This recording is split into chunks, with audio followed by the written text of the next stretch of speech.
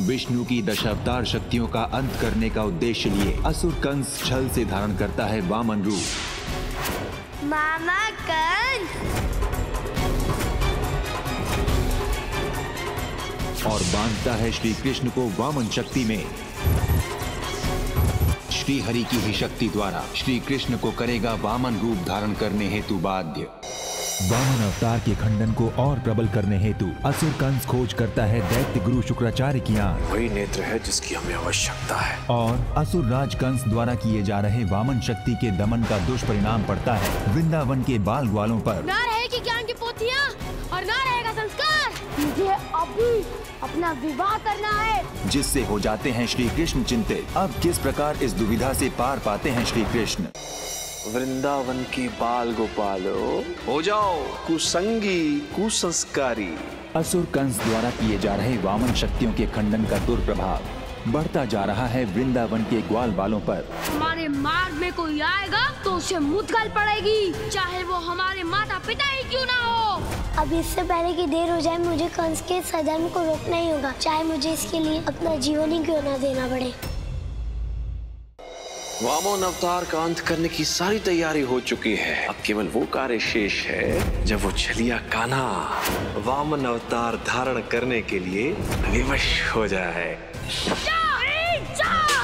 हमारे बालकों ने क्या विनाश प्रारंभ कर दिया। असुर कंस द्वारा रचाए षड्यंत्र में फंसे श्री कृष्ण धारण करते हैं वामन अवतार और होगा कंस का सामना वामन अवतार से। मैं शीघ्र ही तेरे उस परम अवतार और तेरा अंत करके इस सृष्टि का भगवान बन जाऊंगा। वामनासुर अंत कर इसका। युगों में पहली बार नियति के विपरीत असुर कंस होगा भगवान विष्णु के अवतार वामन का नाश करने में सफल। हे नारायण, यदि आज वामन अवतार ने शस्त्र नहीं उठाए तो महा अनर्थ हो जाएगा। जहाँ कंस के आदेश के बिना सूरज की किरणें नहीं आती, वहाँ आप अचानक। क्योंकि ये संकट आपके पुत्र पर आया हुआ है महारानी। पहली बार देव की मैया को ज्ञात होता है उनके 8वें पुत्र का सत्य। वो कृष्ण, वो कान्हा मेरा लला है। हाँ महारानी, जगत को अपनी बांसुरी की धुन पर नचाने वाले वो नटखट नटवर आप ही के पुत्र हैं। कितना पीड़ादायी होगा उनके लिए सत्य को स्वीकार करना। लल्ला, भैया मैं अभी आया। मैया मैया। इस बार होली के पावन त्योहार में श्री कृष्ण बिखेरेंगे देव की मैया की झोली में आनंद के रंग।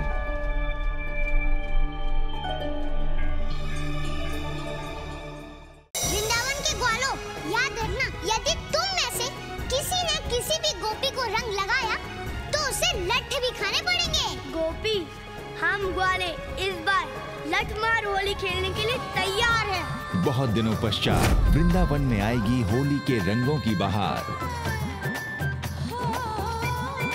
जहां श्री कृष्ण और राधा मिल खेलेंगे लठमार होली। वृंदावन में आज रंगों की होली नहीं होगी, रक्त से खेली जाएगी। और जानते हो किसका होगा रक्त? मेरे भांजे का। बहुत दिनों पश्चात वृंदावन में आएगी होली के रंगों की बहार, जहां श्री कृष्ण और राधा मिल खेलेंगे लठमार होली। होली के आनंदमय रंगों में डूबे प्रसन्नचित्त वृंदावन वासियों के जीवन में पुनः असुर कंस घोलता है आतंक तथा भय के रंग। वृंदावन वासियों, ये तुम्हारे जीवन की अंतिम होली है। अरे मार डाला रे। तो ये अवश्य ही कंस की कोई चाल है। लगता है वो हमारे रंग में भंग डालना चाहता है। और अब आरंभ होगा असुर राज का पतन। अरे नंजी, आ गए आप? क्या कहा गुरु जी ने? किस आवश्यक कार्य के लिए बुलाया था उन्होंने? नंजी, क्या बात? आप इतने शांत क्यों हैं? कुछ नहीं यशोदा, गुरुजी के आश्रम से चलकर आया हूं तो थक गया हूं।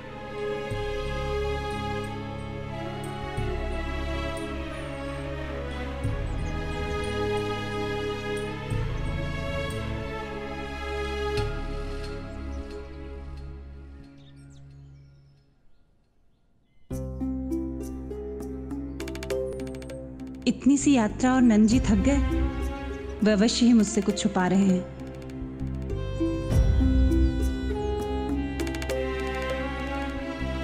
यशोदा, कैसे बताऊं तुमको ये सत्य?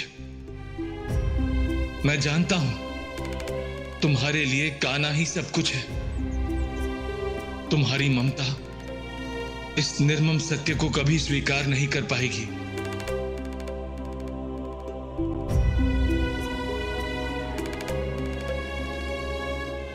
नंद जी, आप ठीक तो हैं? क्या हुआ? कुछ बोल क्यों नहीं रहे हैं? यशोदा, भोजन तैयार है? जी, मैं अभी लगाती हूँ।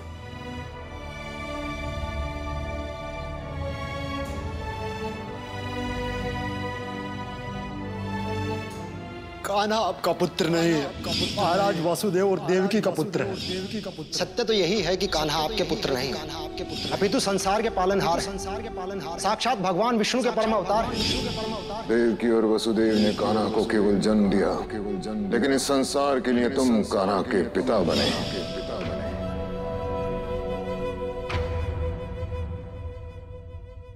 नंद जी, क्या बात है नंद जी?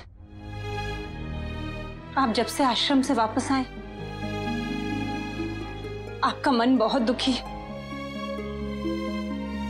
ऐसा क्या कहा क्रूर जी ने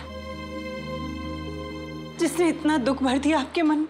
यशोदा, ये तो प्रसन्नता के अश्रु हैं। प्रसन्नता के अश्रु? मेरे कहने का अर्थ यह है कि इससे बड़ी प्रसन्नता और क्या हो सकती है कि हम कान्हा के माता पिता हैं। हम संसार के सबसे सौभाग्यशाली माता पिता हैं। नंद जी, ये क्या हो गया नंद जी को?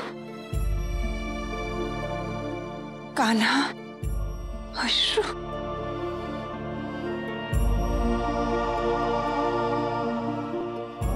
नंद जी के मन में चल रही इस दुविधा को मुझे दूर करना ही होगा। वृंदावन में व्याकुल नंद बाबा सत्य से परिचित हो जाते हैं लाचार। कल से तुम्हारे मन में जो आए तुम वही करना, क्योंकि यदि तुम प्रसन्न रहोगे तो मैं भी प्रसन्न रहूंगा।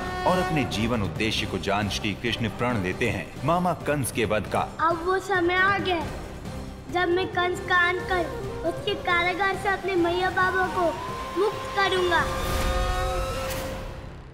हम तो दोनों को छोड़ेंगे नहीं।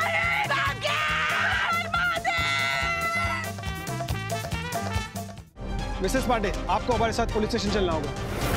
गिरफ्तार करो इन्हें। तुम्हारी मापू को पुलिस लेकर गई है। वो भोली भाली लड़की अपना खुद का अस्तित्व मिटाने चली है ताकि वो आपकी पत्नी चित्रा जैसी बन सके और आपका सच्चा प्यार पा सके। आप हैं कि अपने स्वार्थ के आगे उस बेचारी का भ्रम टूटने ही नहीं देते। चित्रा की आत्मा बहुत शक्तिशाली है, परंतु इस धागे से ज्यादा नहीं। धागा कितनी भी शक्तिशाली आत्मा को बांध सकता है। इसे अपने घर में बांध दो तो चित्रा की शक्ति को खत्म कर देगा। चित्रा, तू तो गई, तेरा खेल खत्म। जी अम्मा भी कसम से बच्चा है, बिल्कुल बच्चन जैसी हरकतें हैं। हमें ही अम्मा को कुछ ना कुछ करने पड़े। अब अम्मा का कुछ ना कुछ करना पड़ेगा। जे हप्पू और बहू इतनी देर से कहाँ साजिश कर रहे हैं? ठीक है, आराम से रख दे जो कबर्ड में कैसो भी हालत में अम्मा के हाथ न लग जाए। तुम चिंता ना करो, हम उन्हें कानों कान खबर नहीं होने दिए। तुम जाओ। आओ अब हम जा रहे, लेकिन अम्मा पे बिल्कुल 24 घंटा नजर रखियो। अब हम पे नजर रखी जाएगी। आपने तो हमारे बाथरूम को मीटिंग पॉइंट बना दिया है। वो मीटिंग पॉइंट ही है। तो फिर हम हल्के होने जाएं तो कहाँ जाएं? दक्षिण पश्चिम में एक जगह है झाकर कटी, जहाँ पे आप बैठ के हल्के हो सकते हैं। झाड़ियां हैं वहाँ पे। हमरा का सामने जो घर दिखे आपको उसके बाथरूम में घुस जाइए और रोज नित्य क्रिया कीजिए, कोई प्रॉब्लम नहीं। हाय तुमसे मिलके दिल का है जो हाल, क्या कहे हो गया है कैसा ये कमाल, क्या कहे।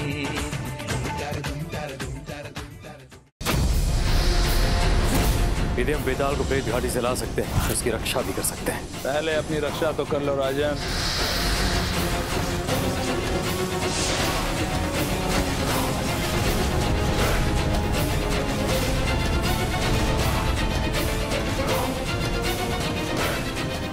प्रकाश।